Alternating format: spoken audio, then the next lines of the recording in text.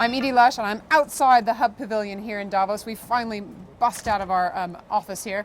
I'm here with Mark Tercek. Thank you very much for coming. CEO of the Nature Conservancy, the largest environmental NGO in the world. Is that right? That's right. And tell me why you're here in Davos. Well, it's great to be here. We try to save the lands and waters that life depends on. That's our mission. And a big part of our strategy is to work closely with governments and business to make that happen.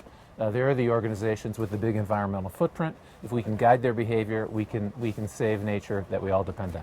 And you've actually come from Goldman Sachs, is that right? Yeah, I spent 25 years in the private sector as a business leader, and now I'm leading an environmental organization. Sometimes people are surprised by that, but one of our core strategies is working with the business community to save nature at scale. What I want to hear is about maybe tell me a story about one of the success stories you've had working with business, working with a government to save nature and save government money, for example. Great. Here's one good example. In Quito, the capital city of Ecuador, the town was contemplating building a new water filtration plant, a big investment in gray infrastructure to clean water. We showed up and said there's a cheaper way to secure clean water. So it was an economic argument. Invest in conservation upstream. By the way, the upstream area to conserve was the Bio Condor Reserve, so we would want to save that anyway.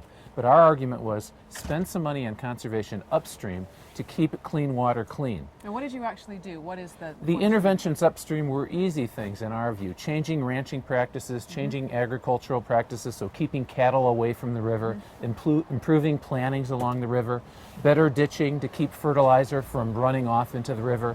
These kinds of things that are relatively easy to do, low cost, and we had to employ people up there to enforce, put up fences, that kind of thing.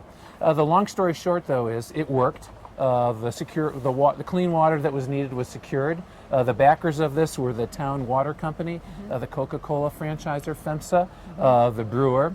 And so you have this wonderful thing. You have people in the city. Now everybody who pays for water in Quito contributes to the fund. The dollars are spent upstream in conserving nature, and clean water is secured. So it's conservation that pays for itself. It's such an elegant scheme. We have about 25 of these funds across Latin America right now. So people paying to invest in nature to secure the benefits of nature, in this case, clean water. And you've also managed to increase employment in an area as well. Right, there are a lot of other benefits. So that conservation activity upstream changes and really improves agricultural and ranching practices. These kinds of programs would only work with the enthusiastic cooperation of the people who live up there. Mark, thank you very much for stopping by the Hub Pavilion. Glad we made it outside, and I'm Edie Lush. Thanks.